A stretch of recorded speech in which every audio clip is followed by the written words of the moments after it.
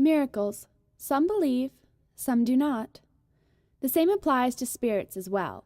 But despite or due to disbelief or belief, there are times where the intangible affects the tangible. Times where the barriers are blurred and thin. It had been a very happy Halloween, despite the lack of parties attended or candy collected. For the Brand family, it was the night that their daughter Felice was born. The child possessed hair as black as the sky outside the hospital window, with eyes the color of dying moss. The family had gone home that morning, weary, yet still overjoyed.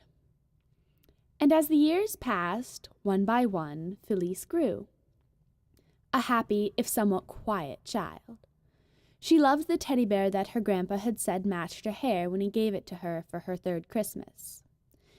She was one of those children who adored the outdoors, even if she simply played quietly in the grass and under the trees. She often dreamed of fairies, cats with shimmering wings, tiny ladies in fine dresses of petals and leaves, with cobweb shawls. She believed that when she talked to the air they listened, and quickly the sprites she couldn't see became her closest confidants. The summer that she was 4, her beloved grandpa passed away. He had simply laid down to sleep and never woke up. As his coffin was lowered into the ground, Felice felt a brush against her cheek, much like that of a cat as it passes by, and she spied a shimmer through her tears. Raymond Brand was no fool. He had no delusions as to the possibility of his seeing his granddaughter fully grow up. He was too old and she too young. But what was aging and death compared to the fierce protectiveness and love he felt for the tiny mite in his daughter's arms? What was that next to her small hands, the wisps of inky hair, and that gurgling laugh? Insignificant. When his little Felice turned 3, he had swept her up on his shoulder and presented her the bear he had found the other day, that had instantly brought her to mind. He had wanted her to always have some part of him to hold on to, for even sheer stubbornness, he knew, could not defeat the cycle of life. He remembered the first time that he had heard her speaking alone. The child had been nestled against the old oak behind his house, happily chatting away, seemingly to nothing and no one.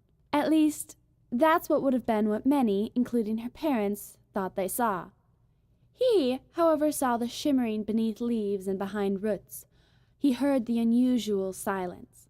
That was when he knew that she had inherited his sense, the sense he had inherited from his mother, the sense that allowed him to see underneath the glamour. That was the day that he began writing it down, all of his experiences. She would need them to guide her after he was gone. And on, as time goes, the years passed far too fast. Raymond blinked. It was dark in the bedroom. He was facing the door. Turning, he realized his situation. His body lay next to his wife, Ava, in bed. His time had come. He was dead. He waited, comforting Ava as much as he could with insubstantial hands as she discovered his passing. He stayed with her as long as possible before the ties that truly bound him to the world drew him towards his granddaughter, his little Felice. He stayed with her, watching over her as she grew, watching as she learned more and more about life, the world, and her hidden friends. When the summer of her 6th year, the moment came when he was thankful for lingering.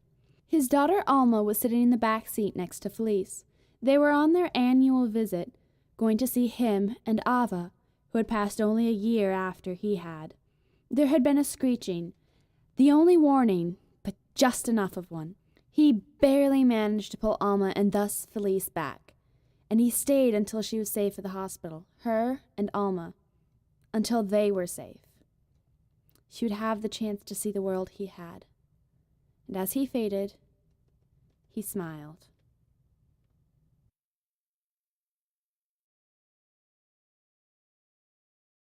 Beep.